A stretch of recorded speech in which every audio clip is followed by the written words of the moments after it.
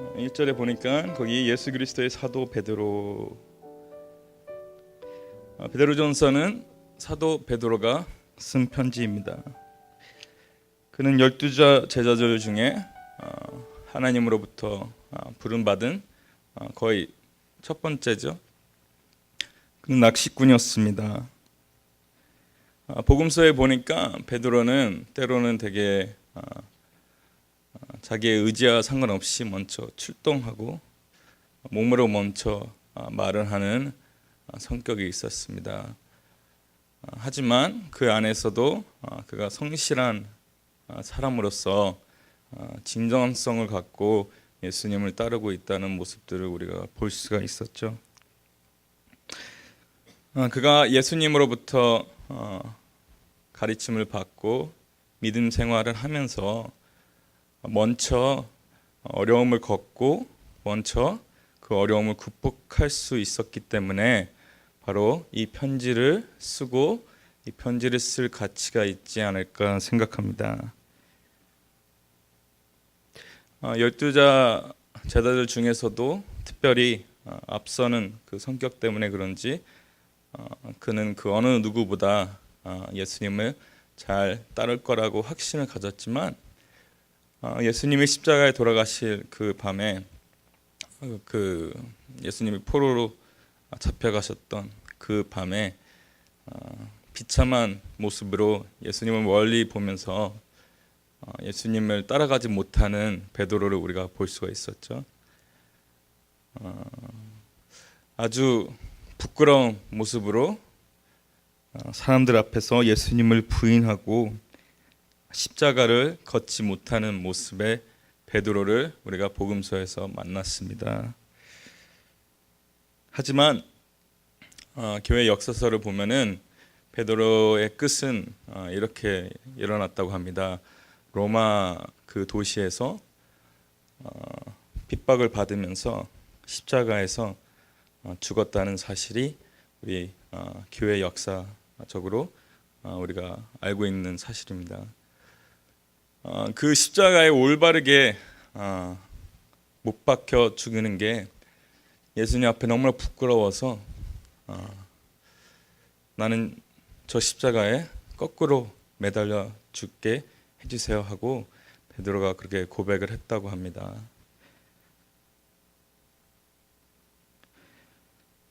이 편지를 쓰는 베드로는 바로 이 로마에 있는 그리스도인들에게 문제가 일어났기 때문에 이 편지를 쓰고 나가고 있습니다. 이 로마 시대에 그들이 하나의 정책이 있었는데요. 이 로마를 생각하면은 우리가 제일 그들과 함께 이 로마 그 시대에 그 비춰지는 제일 좋은 것은 이 군대죠. 군대, 권력, 힘. 군인들이 많았어요. 가는 데마다 그 땅을 정복하기 위해서는 군인이 많이 필요했고, 근데 이 로마 이 도시가 이 군인들이 은퇴를 하니까 다 다시 로마로 오는 거예요. 로마를 다시 오면서 그들이 정착을 하려고 하는데 이 로마 도시는 이미 너무 많은 사람들이 살고 있었어요. 인구가 너무 많아가지고 그 인구 때문에 일어나는 문제들이 아주 많았었어요. 그래서 로마가 했던 그 정책 중에 하나가 바로 이 은퇴한 군인들을 돈을 줘서 그들이 자기들이 그 정복한 그 땅에 있는 도시들이 있잖아요. 그 먼 도시를 가서 너희가 새로운 로마를 세워라 하고 했어요. 이 로마 도시에 있는 인구가 사람이 너무 많아서 그들 쫓겨내는 셈이죠. 근데 거룩하게 아니요 이제 명예 있게 그들 쫓겨내면서 돈을 주면서 그 인구에 있는 한 부분의 그 사람들을 같이 보냈어요. 근데 이 같이 가고 하는 사람은 한 명도 없었어요. 이 로마가 사기에 편했거든요. 일자리도 많고 이게 그 어느 때보다 그 운명이 발전했던 도시라서 사람들이 가고 싶어하지 않았었는데 그러면 누굴 보내냐? 누굴 보내냐라는 질문이 나타났을 때 저 연약하고 힘없는 저 문제 일으키는 그리스도인들을 보내자라고 결정을 했던 거예요. 그래서 이 베드로전서가 쓰여진 내용은 바로 이 로마 군인들과 함께 이 로마 도시에서 쫓겨나는 그리스도인들을 위해서 쓴 편지가 베드로전서라고 합니다.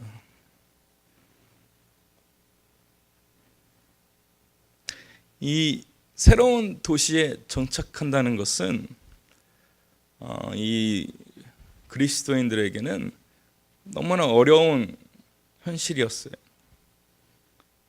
이 은퇴한 군인들은 돈도 있고 명예도 있고 자리가 위치가 있으니까 그 어느 도시를 가도 그들이 땅을 사고 집을 세우고 거기에 살 수 있었지만 이 그리스도인들은 가난한 사람들이 많았어요. 이 가난한 사람들이 새로운 집을 짓고 새로운 곳을 짓는다는 것은 너무 어려운 현실이었어요. 그리고 또한 그 문제 중에 하나가 이 새로운 도시, 새로 정착한 그곳에는 다신론자들이 자리를 잡고 있던 도시예요. 사회도 문화도 다 다신론자들이 그것을 꽉 잡고 있었던 도시예요. 근데 우리 그리스도인들은 어떠한 하나님을 믿죠? 유일하신 하나님, 한 분밖에 안 계신 하나님. 그래서 로마에서도 이 다툼이 그것 때문에 많았어요. 근데 이 새로운 도시 가니까 그거에 대한 또 문제가 또 일어나는 거예요. 왜 이게 문제냐면은 그 당시에 내가 일을 하고 원한다면은 그 일을 속한 단체가 있었어요. 근데 그 단체마다 그들이 섬기는 신이 따로 있었어요. 예를 들자면은 내가 낚시꾼이라고 하면은 이 낚시꾼들이 이게 같이 모여서 이렇게 단체를 이렇게 이끌어 나가는데 낚시를 하기 위해서는 그 단체에 들어가야 돼요. 근데 그 단체를 들어가기 위해서는 내가 그들이 믿는 신 앞에 그에게 헌금을 하고 절을 하고 함께 그들이 즐기는 축제와 예배를 함께 드렸어야 돼요. 이러한 직업뿐만 아니라 장사를 하기 위해서도 똑같이 이렇게 내가 믿는 하나님은 한 분밖에 안 계신데 이 새로운 도시에서 새로 정착하고 새로운 직업을 갖기 위해서는 어떻게 보면은 나의 신앙을 버릴 수밖에 없던 상황에 갇힌 그리스도인들이에요.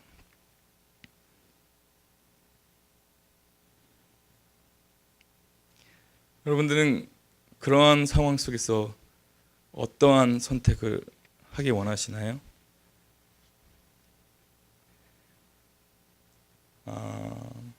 자녀가 먹을 게 없어서 굶주려야 되고 일을 할 수가 없어서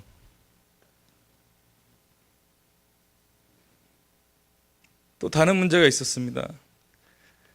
이 그리스도인들이 로마 그 도시에서 그 로마에 있는 교회를 통해서 신앙을 배웠고 믿음을 가졌는데 여러분 로마에 뭐가 있어요? 교회가 있습니다. 공동체가 있습니다. 사역자가 있어요. 그 사역자들 중에 사도가 있어요. 사도가 한 명뿐만 아니라 두 명이나 있어요. 둘 다 너무나 대단한 사도들이에요. 이 로마에는 바울도 있었고 베드로도 있었잖아요. 이렇게 어마어마한 이 신앙의 선배들이 로마 도시를 그들이 정착하고 거기에서 교회를 성장하게 했는데 여러분 이 그리스도인들이 로마에서 쫓겨나면서는 뭐가 있죠? 교회도 없고 공동체도 없고 가르침도 없고 아무것도 없었던 거예요. 생각을 해보세요. 내가 예수님을 처음 만났는데 내가 열심히 예수님을 따르고 예수님을 정말 그 말씀대로 살기 원했는데 갑자기 이 공동체에서 쫓겨나는 거예요. 저는 이렇게 한번 생각을 해봤습니다. 이 베드로전서가 얼마나 따뜻하고 얼마나 사랑에 넘치는 편지인지 이렇게 한번 생각했으면 좋겠습니다. 여러분, 이 1세대에 이 성경책을 가진다는 것은 누가 가질 수 있죠? 성경책을? 이 가난한 사람은 성경책이 없었어요. 종이가 비싸거든요. 누가 이 비싼 종이를 갖고 다니겠어요? 먹고 사는 것도 너무나 힘든데. 그렇다면 이 쫓겨난 그리스도인들의 그 발걸음은 이 말씀조차도 가져가지 못하고 아무것도 없었을 때, 여러분, 베드로가 이 편지를 써주는 거예요. 지금 뭘 하는 거죠? 하나님의 말씀을 가져가라고. 그 그리스도인들이 아무것도 없는 상황에서 이 편지를 주면서 너희들과 하나님의 말씀이 있을 것이다. 여러분 생각해 보세요. 그 교인들이 얼마나 이거를 간직을 했을까요? 얼마나 이 베드로전서를 읽고 또 읽고, 이 성경책이 없는데 하나님 말씀은 유일하게 이 베드로가 쓴 편지인데 얼마나 열심히 읽고 또 읽고 간직했을까요? 낮에도 좀 죄송하게 얘기했는데 이거 누가 놓고 가신 성경책입니다. 이거 이 귀한 말씀 놓고 가지 마시고,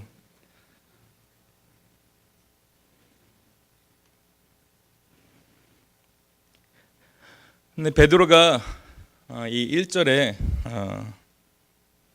그들에게 하나님의 말씀을 이렇게 시작하면서 그들을 위로하는데요. 세 가지 단어가 나타납니다. 한국말로는 지금 두 가지로 이렇게 축소됐는데요. 거기 보니까 흩어진 나그네라고 나와 있습니다. 흩어진 나그네. 원어를 보니까 단어가 세 개가 있어요. 첫 번째로는 베드로가 그들을 부르면서 이렇게 얘기하고 있습니다. 너희들은 하나님이 선택한 자다. God's elect. elect라는 단어를 씁니다.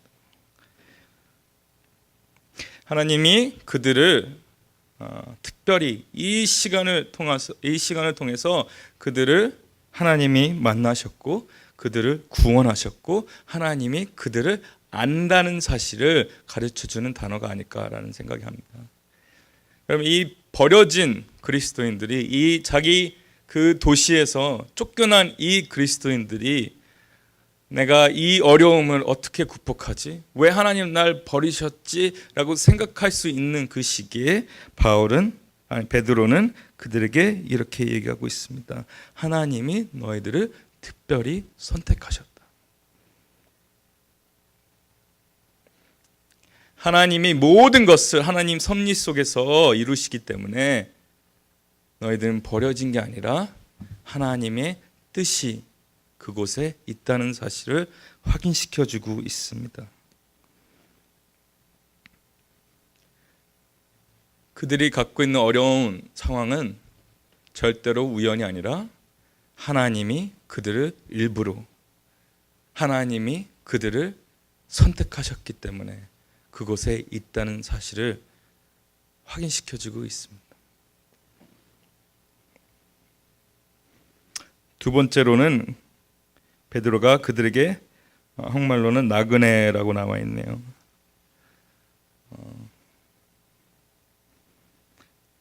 영어로는 foreigners 아니면 exiles라고 표현되는데요. 두 가지의 뜻이 있습니다. 이 새로운 도시에 이들이 정착하면서 그들은 분명히 나그네고 외국인이 되는 거죠. 그 도시의 사람들한테는. 하지만 그것뿐만 아니라 베드로는 그들이 하나님에 속한 하늘나라의 시민권자들이라는 것을 이 나그네라는 표현으로 얘기하고 있어요. 나그네가 뭡니까? 이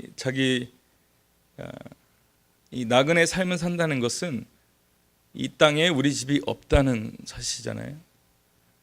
지금 베드로는 그들에게 너희가 갖고 있는 집은 바로 하늘나라다. 이것은 너희가 간직할 집이 아니라는 것을 보여주고 있습니다.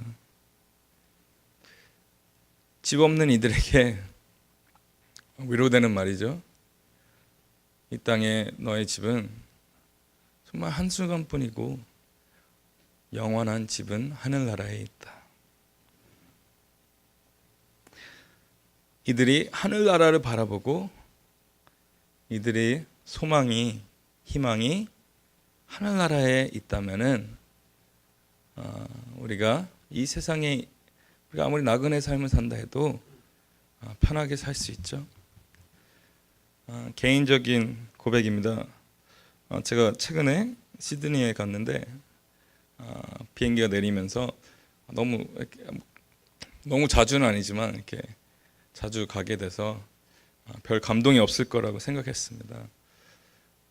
근데 그 공항에서 떨어지면서 이제 비행기가 도착을 하면서 집에 왔구나 라는 감정이 이게 올라오는 거예요. 근데 특이하게도 여기 돌아오니까요, 여기 비행기가 내려오면서 집에 다시 돌아갈 때 집에 왔구나 하는 생각이 드는 거예요. 이 세상에 있는 집도 내 마음을 이렇게 편안하게 하는데 하늘에 있는 우리의 진짜 집은 얼마나 우리를 편하게 할까라는 생각이 들었습니다. 나그네 삶은 바로 하늘에 우리의 집에 있다는 확신을 갖고 선포하고 있다는 것을 제가 베드로가 그렇게 하는 것 같아요. 그리고 마지막으로 이 그리스도인들을 헬러어는 디아스포라라는 단어로 표현하고 있습니다. 여기는 흩어진, 나그네라는 단어를 이렇게 덧붙여서 말하는 걸 수도 있고요. 아니면은 이렇게 따로 디아스포라라는 단어 많이 들어보셨죠? 구약에 나타나는 유대인들의 포로 생활을 얘기하고 있습니다. 디아스포라, 흩어진 백성. 이 말도 너무나 따뜻한 것 같아요. 여러분, 이 편지를 받은 많은 그리스도인들은 유대인들이 아니었어요. 유대인들이 강조했던 것 중에 하나는 하나님은 이스라엘 백성만 구원하신다라는 확신이 있었어요. 근데 지금 베드로가 뭘 하고 있어요? 너희들은 디아스포라다. 하나님이 선택하고 구원할 백성이다. 하나님이 구원을 이루기 위해서 너희들이 선택한 그 백성이라는 확신을 주고 있어요. 하나님의 사람이라는 것은 그 삶에 위로가 있어요. 왜냐하면 하나님은 이스라엘 백성을 한 번도 버리신 적이 없으세요. 이스라엘 백성은 하나님을 버린 적은 많죠. 불만을 갖고 하나님 오늘 정말 피곤하네요. 쉴게요. 우리도 그렇잖아요. 근데 하나님은 한 번도 우리를 버리신 적이 없다는 사실을 보여주고 있어요. 이 버림받은 이 삶 속에서도 분명히 하나님은 우리를 버리지 않으셨다는 사실을 베드로가 가르치고 있습니다. 여기 2절에 보니까 이렇게 나와 있습니다. 곧 하나님 아버지의 미리 아심을 따라 성령의 거룩하게 하심으로 순정함과 예수 그리스도의 피 뿌림을 얻기 위하여 택하심을 받은 자들에게 편지하노니 은혜와 평강이 너희에게 더욱 많을지어다. 1절, 2절을 보니까요, 이 신약에 나오는 모든 편지가 이렇게 시작합니다. 그 편지를 쓴 사람을 그 명칭이 나오고요. 그 다음에 그 편지를 받을 사람들의 명칭이 나오고 마지막에는 그들을 축복하는 이 내용이 나와요. 근데 2절에 보니까 그 내용이 나오는데 여기에서 편지의 핵심을 우리가 어느 정도 알 수가 있어요. 지금 세 분이 나오시죠. 하나님, 그리고 예수님, 그리고 성령님이 나타나시는데 이 성령님, 하나님, 예수 그리스도의 그 표현하는 단어를 통해서 베드로가 어떠한 이야기를 할지 우리가 살펴볼 수가 있어요. 근데 여기 처음에 보니까 하나님 아버지의 미리 아심을 따라라고 표현되어 있죠. 하나님이 갖고 있는 하나님에 대한 베드로의 지식 중에 하나는 하나님 모든 것을 알고 계신다는 거예요. 하나님 모든 걸 알고 계십니다. 하나님은 모든 걸 다 살펴보시고 모든 것이 하나님 섭리에 있고 영어로 보니까 foreknowledge라고 되어 있어요. 그러니까 아시는 것뿐만 아니라 전에 또 아셨고, 그러니까 태초부터 아셨다라는 단어죠. 태초부터 아셨다.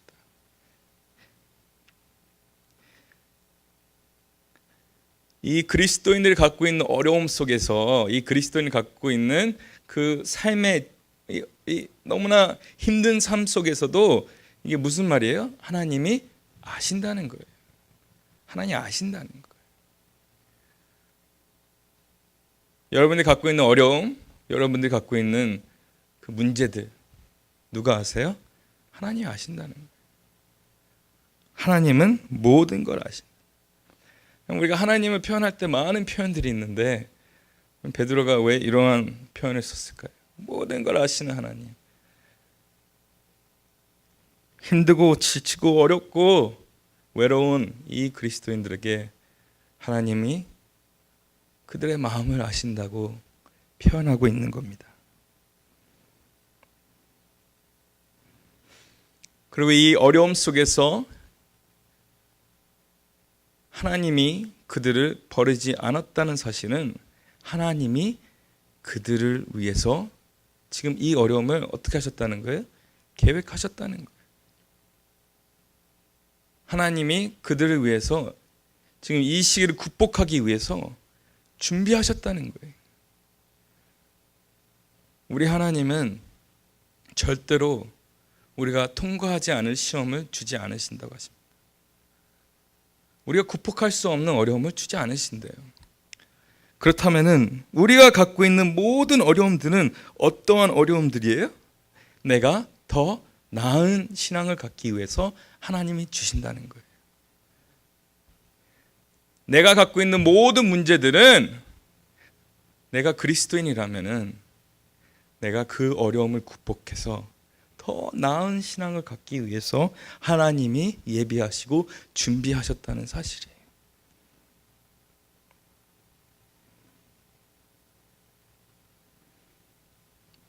하나님이 그러한 백성을 만드시기 위해서 우리에게도 어려움과 우리에게 이 지친 이 힘든 생활을 주시지 않을까 생각합니다. 두 번째로는 이렇게 나타나고 있습니다. 성령이 거룩하게 하심으로. 성령이 거룩하게 하심으로.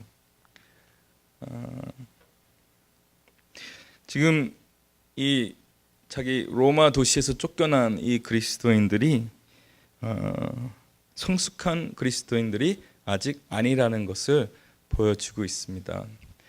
이 그리스도인들은 지금 성장할 필요가 있어요. 그걸 누가 하십니까? 성령님이 하십니다. 거룩하게 한다는 것은 우리가 믿음 안에서 성장해야 되고 우리가 하나님 앞에서 매일매일 배워 나가야 된다는 사실을 가르치고 있어요.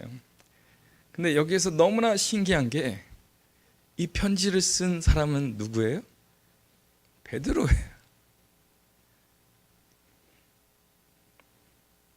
잠깐 하나 더 하고 베드로에 대해서 조금 더 얘기할게요. 베드로가 마지막으로 얘기하는 거는 순종함과 예수 그리스도의 피 뿌림을 얻기 위하여. 여기 영어로 보면은 이 순종함이 이 예수 그리스도의 피 뿌림을 얻기 위하여하고 이게 연관이 되어 있는데요.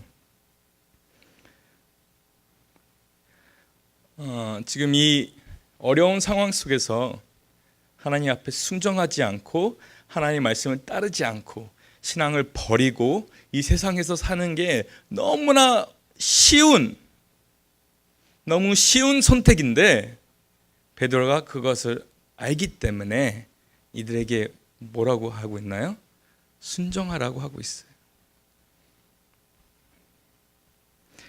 내가 이 다신론자들과 생활을 하기 위해서 내 신앙을 버릴 수가 있는데 그들에게 채찍질처럼 순종하라. 내가 이 순간 내가 내 신앙을 버리고 세상 사람들처럼 똑같이 살라고 할 때 그는 지금 순종하라고 가르치고 있습니다.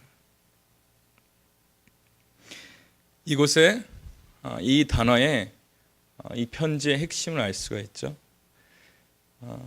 구원받은 우리가 하나님 앞에 어떻게 순종하면서 우리의 신앙을 지켜나갈 것이지.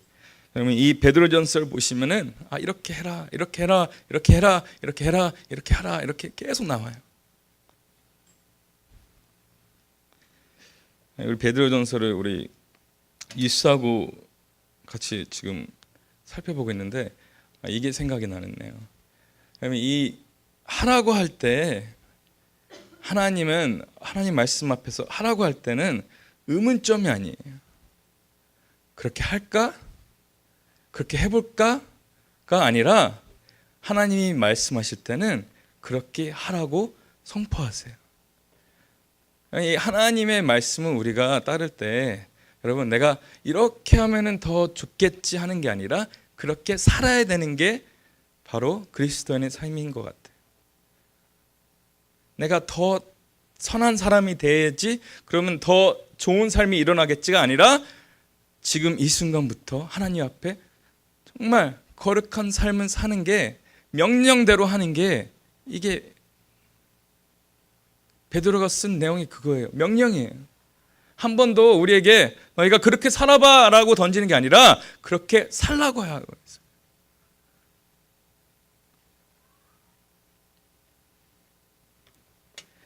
우리 모든 그리스도인들이 하나님 앞에 살 때는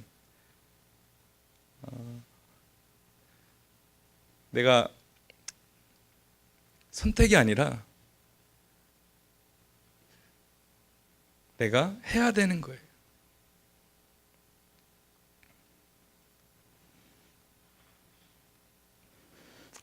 이 편지를 보니까 이 1절 2절만 봐도 그럼 베드로는 어떤 사람입니까? 너무나 변했어요. 이 베드로는 여러분 그 생각을 해보세요. 이 베드로가 이 교회라는 단체의 우두머리예요. 그에게는 권력이 있고 그에게는 정말 생각할 수 없는 힘이 있어요. 근데 그 권력과 그 힘을 갖고 지금 어떻게 그 권력을 사용하고 있어요? 사랑스러운 아빠처럼 그들에게 정말 따뜻한 말을 전하고 있어요. 그래 너희들이 하나님 앞에서 신앙을 가졌다고 해놓고는 나쁘게 살았지 하고 채찍질하는 게 아니라 정말 따뜻한 마음으로 이 그리스도인들이 갖고 있는 우리 인도법은 바로 이게 아닐까요? 내가 갖고 있는 권력은 내가 이렇게 어깨를 펴서 하는 게 아니라 하나님 앞에 더 순종하고 하나님 앞에 더 무릎 꿇고. 그거 누가 알고 있어요? 베드로가 겪어봤거든요. 사도 바울하고도 싸웠어요. 자기가 어느 정도 교회 대표하는 사람이라고 생각했을 때마다 하나님은 그를 순종하게 하고 겸손하게 하니까 이렇게 따뜻한 사람이 되지 않았을까? 이 베드로 스스로 자기가 아기 같은 신앙이 이렇게 성숙해 보니까 이러한 아름답고 대단한 편지가 써지게 되는 겁니다.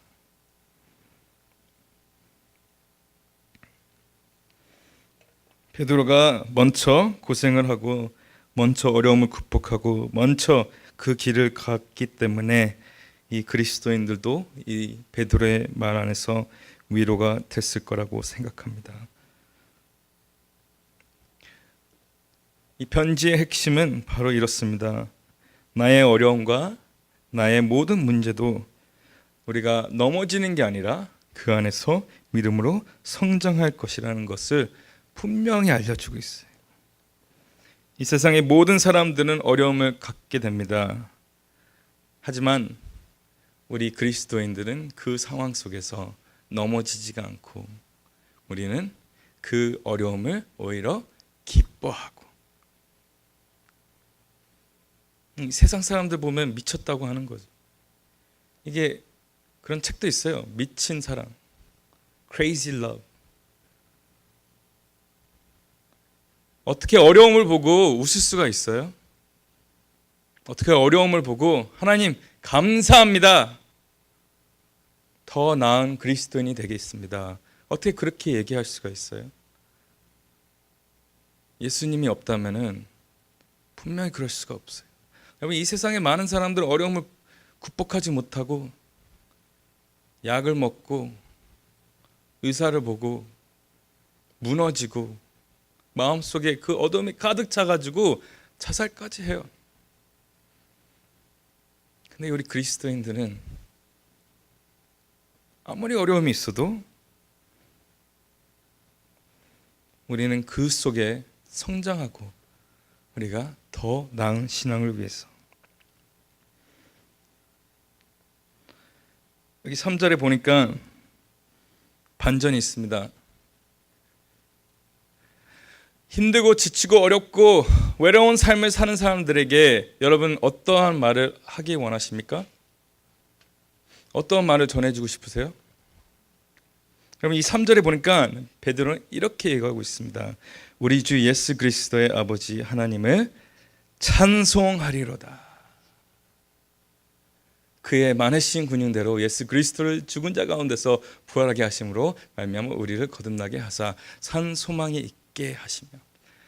여러분, 이 지치고 힘들고 어려워하고 이 정말 생활이 말이 안 되는 상황 속에서 베드로는 그들에게 오히려 찬송하라, 예배하라, 주님 앞에 기뻐하라고 얘기하고 있어요.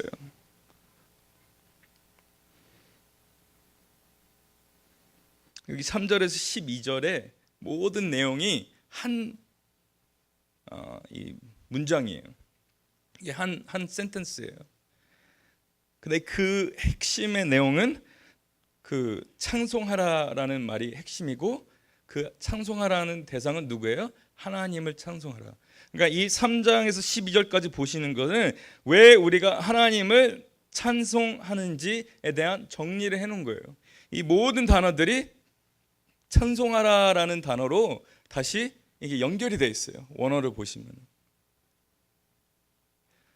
여러분, 어렵고 힘들고 지친 사람들한테 처음으로 얘기하는 게 한 줄도 아니고 지금 3절에서 12절까지 얘기하는 게 너희들은 찬송할지어다, 찬송할지어다.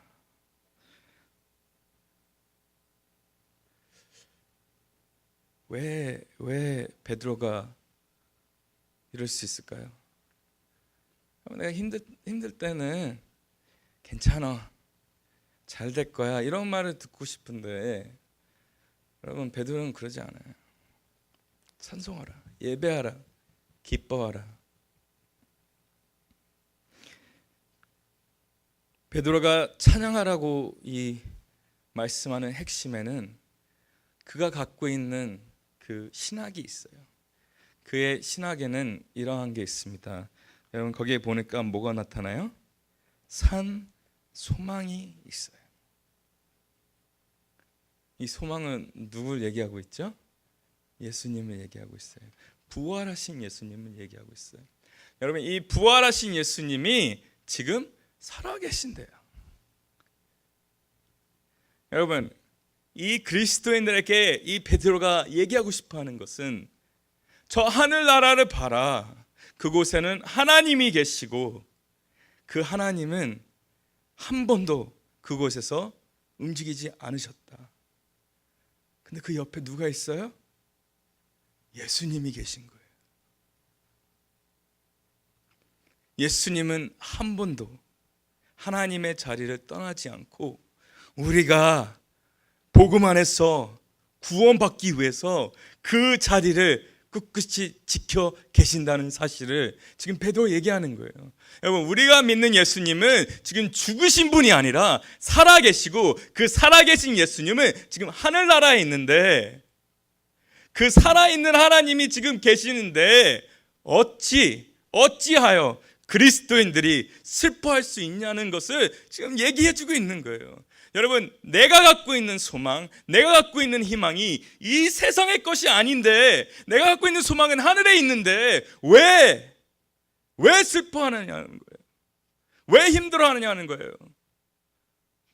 왜 지쳐하고 왜 피곤해하냐는 거예요.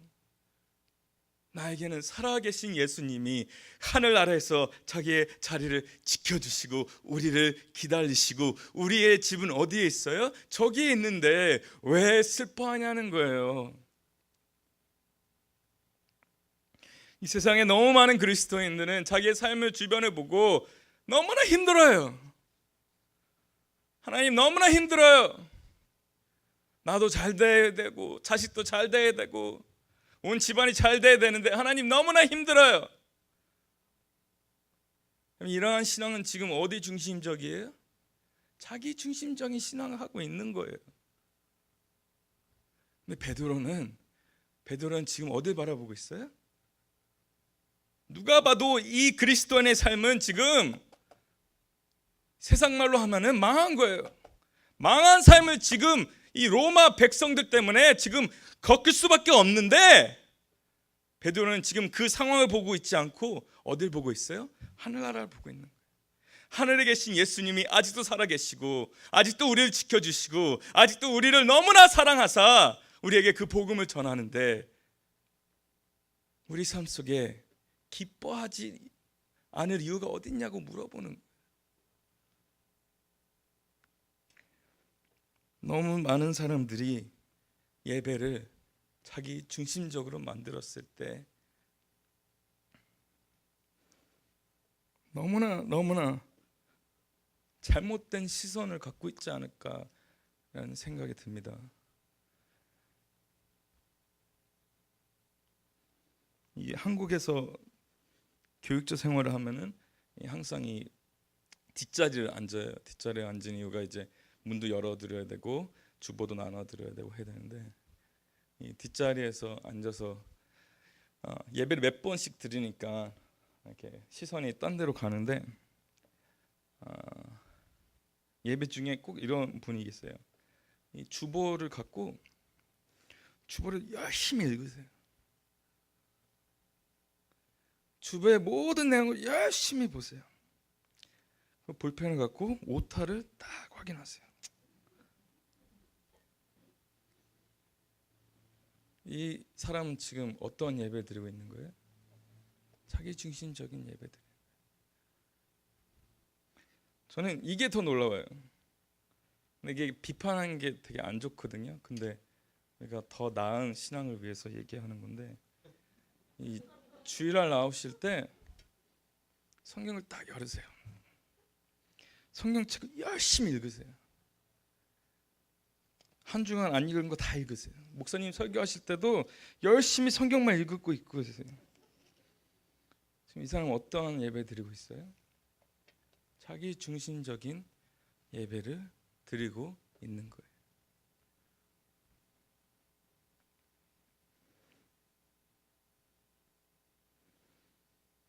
여러분, 최근에 그 영국에서 그 유럽 나라들하고 이렇게 같이 이렇게 경제적인 것을 나눴다가 투표를 했잖아요. 근데 이제 반전의 결과가 나서 이제 영국이 거기서 빠져나오는 걸로 결정이 됐어요.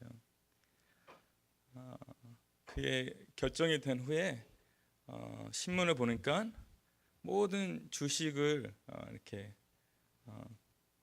얘기하는 사람들이 주식이 하락할 것이다라고 얘기를 하는 거예요.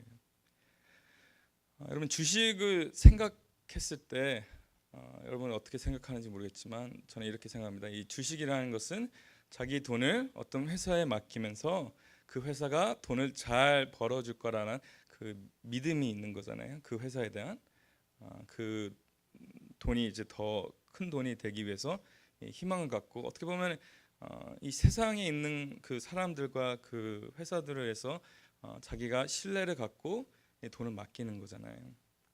근데 이 영국이 그 빠져 나간다고 했을 때 주식이 하락한대요. 그래서 많은 사람들이 큰일 났구나, 이 주식이 하락하구나 이렇게 걱정을 하셨어요. 근데 몇 주 전에 보니까 이 주식이 10년 만에 이게 푹 올라가지고 그 10년 그 기록을 깼대요. 그러니까 하락했던 주식이 다시 오른 거예요. 근데 뉴스를 보니까 그 주식을 그 예언하는 사람들이 다시 떨어질 거래요. 다시 떨어질 거래요. 그들이 갖고 있는 직업이 참 편한 것 같아요. 그냥 올라가면 떨어진다, 떨어지면 올라갈 것이다 이렇게 얘기하면은 너무나 쉽잖아요. 근데 이 세상의 사람들이 갖고 있는 소망, 롤러코스터 같은 거예요, 여러분. 좋을 때도 있고 나쁠 때도 있고 떨어질 때도 있고 올라갈 때도 있고, 여러분들의 소망이 이 세상의 것에 잡혀 있다면은 여러분 언제 무너질지 몰라요. 언제 하락할지 몰라요. 근데 여러분들의 소망과 여러분들의 희망이 예수 그리스도를 향해서 바라보고 있다면은 여러분 지금 예수 그리스도는 절대로 그 자리를 버리지 않으신다는 사실. 내가 찬양할 수 있는 이유, 내가 예배 드릴 수 있는 이유, 내가 기뻐하는 이유는 예수님이 아직도 살아계시고 아직도 그 하늘나라에 계시고 아직도 우리가 오기를 기다리고 있다는 사실입니다.